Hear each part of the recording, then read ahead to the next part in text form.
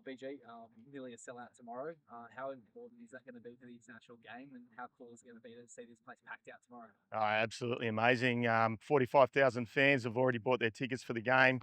Looks like being a world record for a game of two Pacific nations that doesn't involve Australia. There's a few more tickets to go, and we're looking to get those people through the gate to get the full 50,000 sellout. But for Pacific nations football, it's huge. It's really puts us on the map.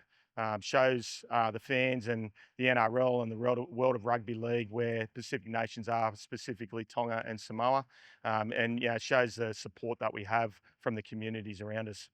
Yeah, what does that say about the game? Like the fact that Samoa and Tonga, they're the ones bringing the fans and whatnot. Do you think that the Pacific teams deserve a little bit more respect in the game? Yeah, definitely.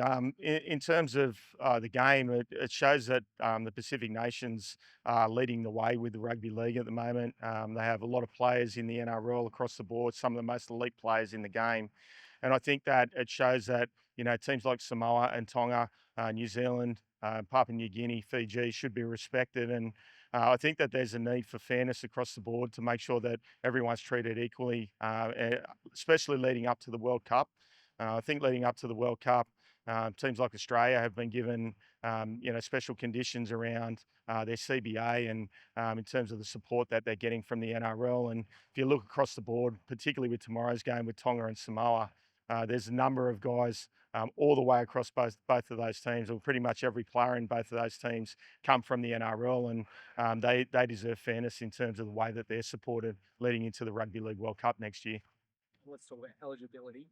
The rules have changed over the past few years. Do you think that's made the international game the best it's ever been? The international game is the best it's ever been, and it's due to the current eligibility rules. I think keeping them the same way only grows the international game further, leading into the future. And there's no more three teams that can win the World Cup. Now there's four, five, six, seven teams that could potentially win the World Cup in 2026. And in terms of the position of where the game is at the moment, particularly internationally, like it's the best it's ever been. It's the most competitive it's ever been.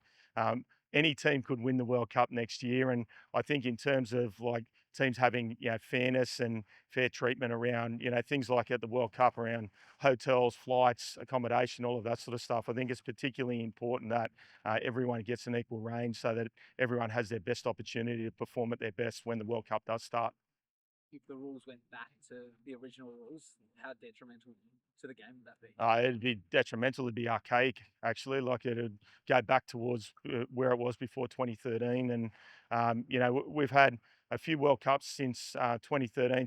2017 was the rise of Tonga. 2022 was the rise of Samoa. That all comes down to the eligibility and the ability for players to be able to play for their nation of their choice. And I think that puts us in our best position to be the best team that we can be. So keeping the rules the way that they are now and the eligibility the way that it is now is definitely the way to stay. You talked about fairness between tier one and other countries. We've seen Australia get to fly business class and whatnot. Did you want to elaborate on any of that? I just think that, all of the players are NRL level players. They all fit under the same CBA. So I think it's only fair that all of the players across the Pacific Championships this time around, and the other nations as well in the Pacific Cup, are getting equal standings as per what they get in the Pacific Championships and Pacific Cup at the moment. Things like hotels, flights, all of that sort of stuff are equal and even. And I think that going into the World Cup, particularly being in Australia and Papua New Guinea and being run by the NRL, it's only fair that everyone gets equal opportunity to perform at their best. What about yourself personally? You must be excited about what's happening in the international game, and you're on this journey to the World Cup next year. Yeah, I'm absolutely pumped. I've been involved now with Samoa for my third year, committed to and past the World Cup. I can't wait to prepare the team to go to the World Cup next year and be at their best. And I think that, the team that we're building and the team that we've been able to put together for this year, but also the players that, aren't available this year that will be available next year, make us super competitive.